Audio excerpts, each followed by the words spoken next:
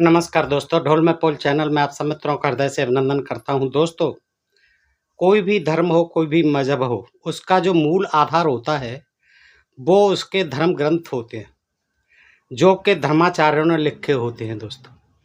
और उनमें उन्हीं के आधार पर फिर उस धर्म का आगे प्रवर्तन होता है, आगे जो वृद्धि करता है धर्म।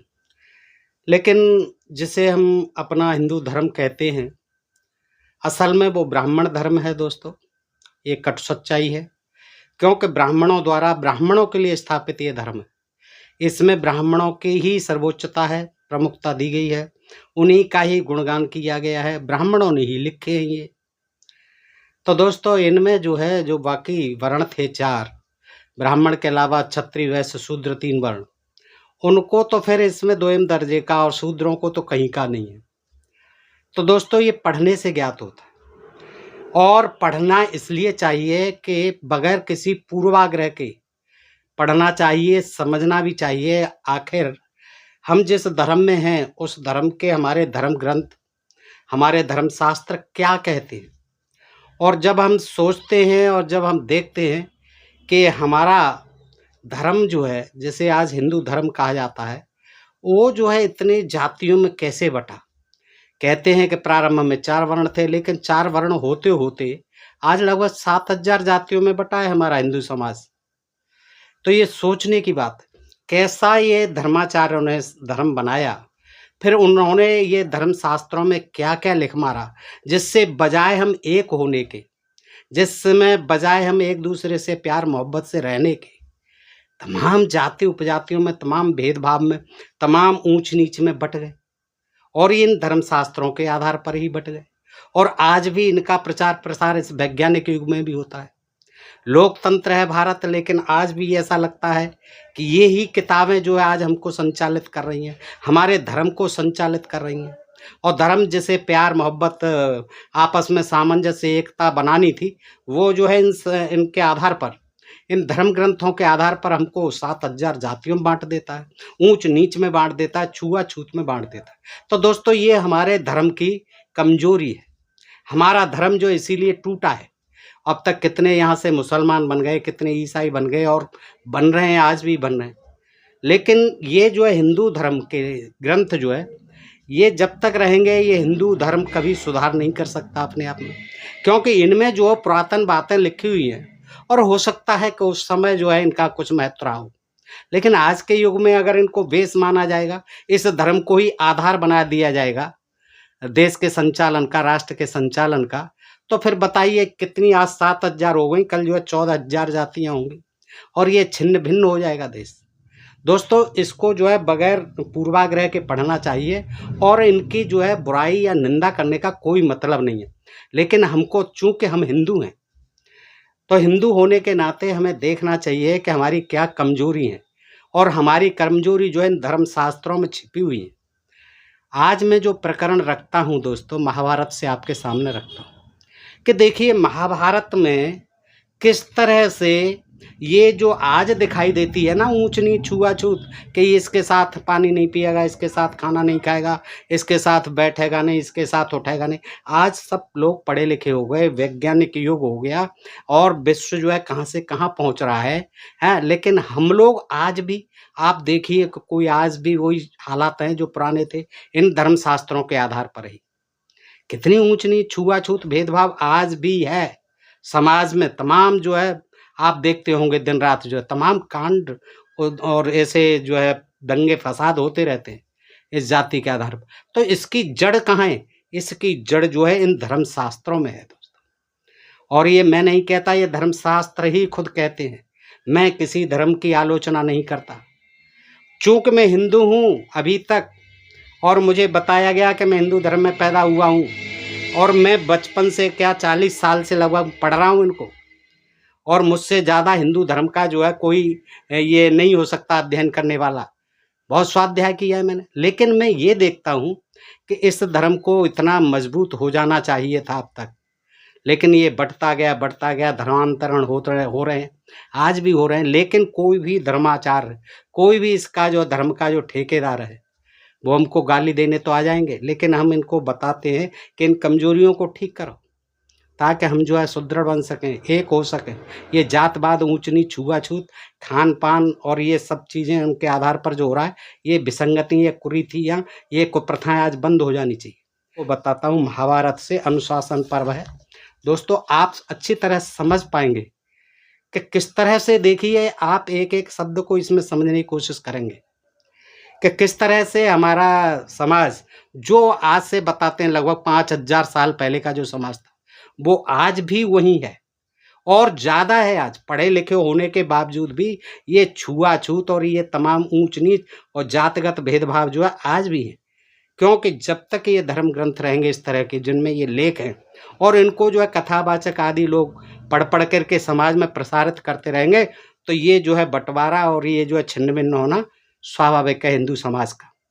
दोस्तों देखिए, इसमें युधिष्ठिर हैं और भीष्म जी हैं, इन दोनों का संवाद है। युधिष्ठिर प्रश्न करते हैं और भीष्म जी उत्तर देते हैं। देखिए किस तरह से दोस्तों, आइए देखते हैं। युधिष्ठिर उवाच के भोज्या ब्राह्मणस्य के भोज्या क्षत्रियस्य तथा वैश्यस्य के भोज्या के शूद्रस्य च भारत। युधिष्ठिर ने पूछा, भरतनंदन, इस जगत में ब्राह्मण को किनके यहाँ भोजन करना चाहिए? अब बताइए, वो ही अन्न होता है और अन्न को देवता कहते हैं, जल को देवता कहते हैं, उसमें भी ऊंच नीच छुआछूत है। और युधिष्ठिर जो है महाराज पूछ रहे हैं, तो आप अपनी पूछो ना। भीष्म जी भी क्षत्रिय हैं, आप भी क्षत्रिय हैं, आपको ब्राह्मणों से क्या लेना देना।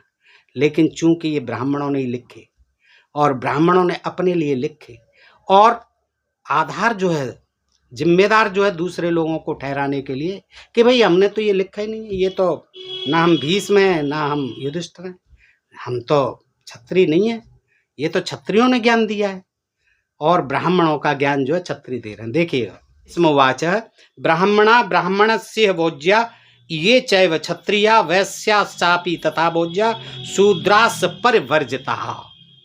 श्लोक नंबर 2। भीष्म जी ने कहा, बेटा इस लोक में ब्राह्मण को ब्राह्मण, क्षत्रिय तथा वैश्य के घर भोजन करना चाहिए। आहा, ब्राह्मण को ब्राह्मण, क्षत्रिय तथा वैश्य के घर भोजन करना चाहिए। आज जो है वो कितना ही पढ़ लिख जाए, शूद्र, उसके घर भोजन करने का कोई मतलब नहीं और करते भी नहीं है। चाहे वो डीएम बन जाए, एससी एसटी ओबीसी, उसके घर जो है पंडित जी नहीं खाएंगे, चाहे वो कुछ नहीं है, भूखे मरेंगे। आज भी है ये और इसी के आधार पर है। दिखा देंगे, पढ़ा देंगे, पढ़ाते हैं एक दूसरे को, बताते हैं कि बेटा इस लोक में ब्राह्मण को ब्राह्मण, क्षत्रिय तथा वैश्य के घर भोजन करना चाहिए बस। शूद्र के घर भोजन करना उसके लिए वर्जित है, निषिद्ध है। वैश्यासाप तथा भोज्या शूद्रास परिवर्जिता। शूद्र के घर भोजन करना बिल्कुल निषिद्ध है। ब्राह्मण को पेट फट जाएगा खाते। अरे क्या, अरे वही रोटी वही सब चीज है, निषिद्ध है। पता नहीं क्यों गरीब होते थे बेचारे, खुद ही सेवा भाव में टहल चाकरी में रहते थे, उसके यहाँ कहाँ से खीर पूड़ी और वो आए। माल जो है तरमाल तो ये क्षत्रिय और वैसे ही खिला सकते थे। वो राजा होते थे, वो व्यापारी होते थे, तो अपने आप ही निषिद्ध है। लेकिन वो उस समय से होते होते आजकल चाहे कितना ही पढ़ा लिखा हो जाए शूद्र, कुछ भी बन जाए, लेकिन आज भी नहीं खाना है उनके यहाँ। आगे कहते हैं कि ब्राह्मणा क्षत्रिया वैश्या भोजा वे क्षत्रियसा और वर्जनीयास्तु वे शूद्रा सर्वभक्षा विकर्मणा। क्या कहते हैं आगे देखिएगा दोस्तों, बहुत दिलचस्प जानकारी है, आप देखिएगा कि किस तरह से जो है, देखिए कहते हैं इसी प्रकार ब्राह्मण को तो क्षत्रिय वैश्य के यहाँ खाना है। ब्राह्मण, क्षत्रिय, वैश्य, 3 जातियों के यहाँ ब्राह्मण खा सकता है। और क्षत्रिय को ब्राह्मण, क्षत्रिय और वैश्य के घर पर ही भोजन ग्रहण करना है, बस 3 के यहीं भोजन करना है। भक्ष्य अवक्ष का विचार न करके सब कुछ खाने वाले और शास्त्र के विरुद्ध आचरण करने वाले शूद्रों का अन्न उसके लिए भी त्याज्य है, क्षत्रिय के लिए भी त्याज्य है। किसका? कि जो भक्ष्य और अवक्ष का विचार नहीं करते हैं, सब कुछ खा लेते हैं बेचारे भूखे प्यासे, है ना। है गरीबी में सब कुछ खा लेता आदमी, भूख लगती है तो वो कहते हैं कि भक्ष्य वक्ष का जो विचार ही नहीं करते हैं, क्या खाना है क्या नहीं खाना है, क्या खाद्य है क्या अखाद्य है, और सब कुछ खा जाते हैं। और जो शास्त्र के विरुद्ध आचरण करने, बेचारे जानते नहीं थे शास्त्र क्या होते हैं। शास्त्र के विरुद्ध, अब इसके विरुद्ध, ये जो है शास्त्र के विरुद्ध आचरण करने वाले शूद्रों का अन्न उसके लिए भी त्याज्य है। जो शास्त्रों को नहीं मानते, जो कथा भागवत नहीं कराते हैं, जो शुद्ध आचरण वाले नहीं होते, तो उनका भी भोजन नहीं करना है। किसको? क्षत्रिय को भी नहीं करना, शूद्रों के। आगे चलते हैं। वैश्यास्तु भोज्या विप्राणाम क्षत्रियाणाम तथैव च नित्याग्नयो विवेकताश्च चातुर्मास्यरताश्च ये। चौथा श्लोक। वैश्यों में भी जो नित्य अग्निहोत्र करने वाले, नित्य अग्निहोत्र करने वाले, पवित्रता से रहने वाले और चातुर्मास्य व्रत का पालन करने वाले हैं, उन्हीं का अन्न ब्राह्मण और क्षत्रियों के लिए ग्राह्य है।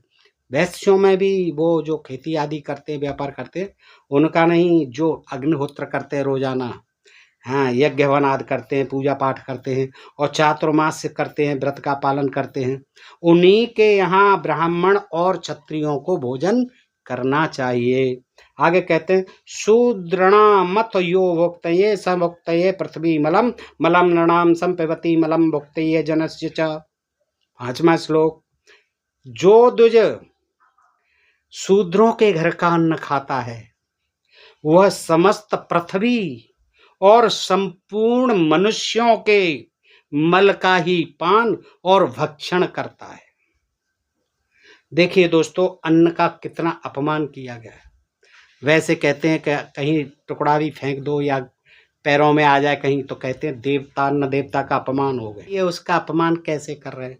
शूद्र के अन्न का अपमान कैसे कर रहे हैं? कि जो द्विज शूद्रों के घर का अन्न, अन्न समझ रहे हैं दोस्तों आप, रोटी पानी जो भी खाना आदि हैं, दावत आदि सब कुछ मान लीजिए, उसके घर जो खाता है वह समस्त पृथ्वी और संपूर्ण मनुष्यों के मल का ही पान, यानी उसका शूद्र बेचारे का अन्न। अब शूद्र जो है दोस्तों, ये सब हैं, उसमें ओबीसी आ जाते हैं, मेन रूप से ओबीसी हैं, लेकिन दलित आदि, क्योंकि 4 ही वर्ण है इसलिए शूद्र में सब आ जाते हैं, ब्राह्मण क्षत्रिय वैश्य को छोड़ के। अब जो है क्या है कि जो अन्न जो है कैसा है शूद्र का? मनुष्यों के, संपूर्ण मनुष्यों के, दुनिया भर के मनुष्यों का मल है। मल किसका? शूद्र का जो अन्न है वो मल के समान है, विष्ठा के समान है, उसको हरगिज ब्राह्मण। अब बताओ, जब इतनी बात इसमें लिख दी है, हैं, तो कैसे कोई खाएगा? करे हमारे महाभारत में पढ़ो, हमारे और तमाम धर्म ग्रंथों में पढ़ो। शूद्र का जो अन्न है, यानी भोजन है, जो खाना पीना है, जो भी है, घी और दूध और जो भी चावल, जो भी गेहूं, दाल, सब्जी, ये सब उसके यहाँ इसलिए नहीं खाना है कि सब मनुष्यों का मल है, मल के समान है। देखिए, अन्न को जो है, अन्न देवता को, जो कि सबके लिए समान होता है और उनका भी खाद्य है शूद्रों का, उसको मल बता दिया। देखिए, तो समझ लो कि वो शूद्र के यहाँ जो खाता है वो दुनिया भर के मनुष्यों का मल खाता है, विष्ठा खाता है। शूद्राणाम यस्तथा भुक्तयम सम भुक्तये पृथ्वी मलम और पृथ्वी मलस्मस्ति ये दुजा शूद्र भोजना। जो शूद्रों का अन्न खाता है वह पृथ्वी का मल खाता है। देखिए, दूसरा 6वें श्लोक में भी यही बात दोहराई है कि जो शूद्रों का अन्न खाता है वह पृथ्वी का, पूरी पृथ्वी का मल खाता है, यानी वो सूअर के समान है। आदमी होते हुए भी वो जो है द्विज, वो क्या है? सूअर के समान है। क्योंकि जो अन्न है शूद्रों का, अब शूद्रों में सब जातियां आती हैं 7000, तो इनका जो अन्न है वो पृथ्वी का मल है। शूद्राणाम यश तथा भुक्तयम सम भुक्तये पृथ्वी मलम। तो शूद्रों का न, शूद्र अन्न को भोजन करने वाले सभी द्विज पृथ्वी का मल ही खाते हैं, वो अन्न नहीं खाते हैं, वो पृथ्वी का मल खाते हैं। देखिए कितनी नफरत है। ये हमारा धर्म दोस्तों, और इसको जो है बुरा लगता है लोगों को, क्योंकि इनमें लिख लिख के रख दिया है। अब ये पता नहीं होना चाहिए किसी को। अब इनको लिखने से और पढ़ने से, ये अपना पढ़ते रहते हैं, सुनाते रहते हैं। देखिए कितनी नफरत है। आगे देखिए, जो ब्राह्मण, क्षत्रिय और वैश्य शूद्र के कर्मों में संलग्न रहने वाला हो, यानी ब्राह्मण और क्षत्रिय और वैश्य ये अपना अपना काम करें। बाकी जो टहल चाकरी के जो शिल्प कर्म हैं वो सब शूद्रों के कर्म हैं। उसको अगर कोई करता है और वह विशिष्ट कर्म संध्या बंदन आदि में संलग्न रहने वाला हो तो भी नरक में पकाया जाता है, नरक में जाता है। चाहे ब्राह्मण वेदों के स्वाध्याय में संलग्न रहते हैं, मनुष्यों के लिए मंगलकारी कार्य में लगे रहने। अब बताइए किसका मंगल कार्य करते थे दोस्तों? मैं नहीं कह रहा, ये इसी से पूछ रहा हूं मैं तो। महाभारत के लेख से भाई कौन सी ये मंगलकार कार्य करते थे ब्राह्मण?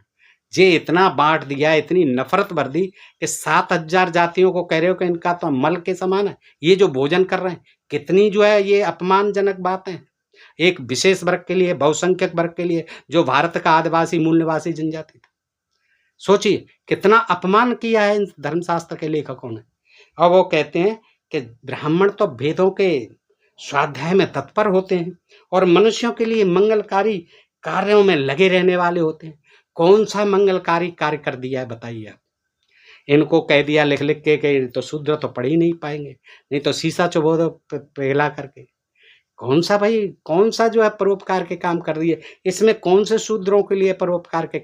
आप सोचिए दोस्तों, मैं अपनी तरफ से कुछ नहीं कह रहा, ये कह रहा है मंगलकारी कार्य में लगे रहने वाले होते हैं। भाई बताओ तो सही, ये मंगलकारी कार्य हैं कि तुम उसके भोजन को जो है, शूद्र के भोजन को मल बता रहे हो, विष्ठा बता रहे हो और अपने लिए त्याज्य बता रहे हो, ब्राह्मण क्षत्रिय वैश्य के लिए। उसमें क्षत्रिय और वैश्य को भी आप लपेट रहे हो। क्षत्रिय को सबकी रक्षा में तत्पर बताया गया है, बिल्कुल रक्षा में तत्पर रहता है, और वैश्य को प्रजा की पुष्टि के लिए कृषि, गोरक्षा आदि कार्य करने चाहिए। लेकिन आजकल कृषि का कार्य तो कोई वैश्य नहीं करता, व्यापार करते। लेकिन जो गोरक्षा का काम है, गोरक्षा पालन का काम है, गोपालन का काम है, और कृषि जो है ये शूद्रों का ही काम है। अब उनके अन्न को तुम जो है मल बता रहे हो तो मत खाओ। तुम्हारे लिए तो खेती करना ही नहीं है, हल नहीं पकड़ना, नहीं तो सीधे नरक में जाओगे, शास्त्र कहते हैं। वैश्य जो कर्म करता है उसका आश्रय लेकर सब लोग जीविका चलाते हैं। कृषि, गोरक्षा और वाणिज्य सब वैश्य के अपने कर्म हैं, इससे उसको घृणा नहीं होनी चाहिए। ये भी पाठ पढ़ा रहे हैं कि भाई तुम तो कृषि करो, गोरक्षा करो और व्यापार करो, ये तुम्हारे काम है। इनको जो है इनसे कभी मुख मत मोड़ो, वैश्यों से कहा। और जो वैश्य अपना कर्म छोड़कर शूद्र का कर्म करता है उसे शूद्र के समान ही जानना चाहिए। हाँ, जो इस काम को छोड़ करके, कृषि और गोपालन और व्यापार को छोड़ करके अन्य कोई काम, सेवा चाकरी का करने लग जाता है, यानी तमाम कोई शिल्प कर्म करने लग जाता है, तो उसको भी शूद्र ही समझना चाहिए। वैश्यों को देखिए क्या गणित है, क्या ज्ञान विज्ञान है। आप देखिए कितना अपने ही एक ही देश के लोगों को, एक ही समाज के लोगों को कैसा बांट दिया है। वैश्य दूसरा कर्म करे ही नहीं, नहीं तो वो भी शूद्र है। अगर अपना कर्म छोड़कर शूद्र का कर्म करता है तो उसे शूद्र के समान ही जानना चाहिए। शूद्र हुआ कि भाई पता नहीं क्या हुआ है, और उसके यहाँ कभी भोजन नहीं करना चाहिए वैसे, इसलिए नहीं करते हैं आज भी। चिकित्सक, कांड पृष्ठ, पुराध्यक्ष, पुरोहित और सांवत्सरोवर्थाध्यायी सर्वे ते शूद्र संहिता। श्लोक नंबर 11। ध्यान से सुने कि जो चिकित्सा करने वाला, यानी वैद्य, अवैद्य तो किसी भी जाति का हो सकता है, ब्राह्मण, क्षत्रिय, वैश्य, शूद्र कोई भी हो सकता है। तो जो चिकित्सा करता है उसका, शास्त्र बेचकर यानी जो हथियार बेचता है उसका, ग्रामाध्यक्ष, गांव का जो प्रधान होता है, ग्राम अध्यक्ष, पुरोहित जो पुरोहिताई करता है, ब्राह्मण, और वर्ष फल बताने वाला ज्योतिषी, और वेद शास्त्र से भिन्न फिर ये तमाम रामायण, गीता, महाभारत, उपनिषद, वेद के अतिरिक्त जो अन्य धर्म ग्रंथों को पढ़ता है, अन्य व्यर्थ की पुस्तकें पढ़ता है, वे सबके सब ब्राह्मण शूद्र के समान हैं। ये चाहे बेशक ब्राह्मण हो, ये भी शूद्र हैं। इनके यहाँ का भी अन्न नहीं खाना है, इनका भी अन्न मल के समान होता है। भैया ब्राह्मण, पुरोहित जो पुरोहिताई करता है उसको निकृष्ट कोटि का ब्राह्मण कहा गया है इसमें महाभारत में। देखिए कि जो वेद है, वैद्य है, जो इलाज करता है, और जो ग्राम का अध्यक्ष है, ग्रामाध्यक्ष यानी आजकल की भाषा में ग्राम प्रधान कहिए, और पुरोहित जो पुरोहिताई करते हैं, पंडिताई करते हैं, वर्षफल बताने वाले ज्योतिषी महाराज और वेद शास्त्र से भिन्न। अब ये कथा कहानी जो कह रहे हैं, वेद शास्त्र तो कोई नहीं पढ़ रहा है, कोई भी नहीं पढ़ रहा है। ये कथावाचक जितने भी पंडित पुरोहित हैं, ये सब अन्य वेद के अलावा सारी ग्रंथ पढ़ रहे हैं। तो इनका भी ये सब ब्राह्मण शूद्र के समान है। ये बात आज तक पुरोहित महाराज को भी पता नहीं हो। और जो तमाम जो कथावाचक है भगवत गीता और जो तमाम जो है सुख पुराण, तमाम भगवत पुराण और शिव पुराण उसमें से कथा सुना रहे हैं, ये सब ब्राह्मण शूद्र के समान है। और ये मैं नहीं कह रहा, ये महाभारत कह रहा है, अनुशासन परम भीष्म पितामह कह रहे हैं युधिष्ठिर। और चलिए आगे। जो निर्लज्ज मनुष्य शूद्रोचित कर्म करने वाले इन द्विजों के घर भोजन करता है, इन ब्राह्मणों के घर जो अभी बताए गए, इन द्विजों के घर भोजन करता है, वह अभक्ष भक्षण का पाप करके दारुण भय को प्राप्त होता है, भय को प्राप्त होता है, ये नरक को प्राप्त नहीं होता है। जो भी इन ब्राह्मणों के घर जो कि शूद्र के समान है, इनके घर भोजन करता है, उसका कुल नष्ट हो जाता है, कोई भी हो चाहे, और वीर नष्ट हो जाता है, उसका तेज नष्ट हो जाता है। बताइए कितनी, सब कुछ नष्ट हो जाता है। और कुत्ते की भांत वो जन्म लेता है, फिर उसे जन्म कहाँ मिलता है, फिर कुत्ते की योनि में जन्म लेना पड़ता। दोस्तों मैं अपनी तरफ से कोई बात नहीं कहता, सब प्रमाण कह रहा हूँ दोस्तों। ये है कि खाने में सफाई अवश्य होनी चाहिए। किसी का भी अन्न तो अन्न नहीं है, पकाने वाला अगर शुद्धता से पूरा नहा धो कर अपना पवित्र होकर के अगर खाना बना रहा है, तो उसका खाना खाने में हमें क्या हर्ज है? कुछ नहीं होता है, कोई पाप नहीं होता है। और आज सब कुछ चल रहा है बगैर नहाए धोए, तमाम होटल और ढाबे और तमाम आप देखते हो भंडारे अंडारे सब जगह लोग खा रहे हैं, कोई नहीं पूछ रहा। तो कहाँ कोई नरक में जा रहा है, कहाँ कोई कुत्ते की योनि में जा रहा है? ये जो है इस तरह से उन्होंने भीष्म पितामह ने ज्ञान दिया। तो आपने देखा कि अन्न को लेकर के कितनी आज भी तमाम ऊंच नीच छुआछूत जो होती है, भेदभाव जो होते हैं, वो आज भी विद्यमान है इन इस धर्मशास्त्रों के अनुसार। मेरे पढ़ने का उद्देश्य केवल यही है कि अब आप समझें कि हमारे धर्म की क्या कमजोरियां, हमारे धर्मशास्त्रों की क्या कमजोरियां। ये उस समय प्रासंगिक हो सकते हैं, लेकिन आज इनकी कोई प्रासंगिकता नहीं है। लेकिन ये धड़ल्ले से छप रहे हैं, इनका जो है प्रकाशन बंद होना चाहिए, ऐसी मांग होनी चाहिए, या जो चीज़ इस तरह की हैं उनको इनमें से निकाल देना चाहिए। ये समय की मांग है, अन्यथा हमारा देश जो बहुत पिछड़ा रह जाए। होना यह है कि हमें वैज्ञानिक चिंतन करना चाहिए, मानवतावादी और बुद्धिवादी चिंतन करना चाहिए, और देश को एकता और उसके अखंडता के साथ मजबूत बनाते हुए विकसित भारत और वैज्ञानिक भारत बनाना चाहिए। बताइए दोस्तों, अच्छी लगी हो तो अपने मित्रों को अधिकाधिक शेयर करें दोस्तों, और अपने प्रिय चैनल ढोल में पोल को सब्सक्राइब करते रहें। फिर मिलते हैं ऐसे ही किसी प्रसंग के साथ अगले वीडियो में। तब तक आप सब मित्रों का हृदय से आभार, नमस्कार, जय भीम, जय भारत, नमो बुद्ध।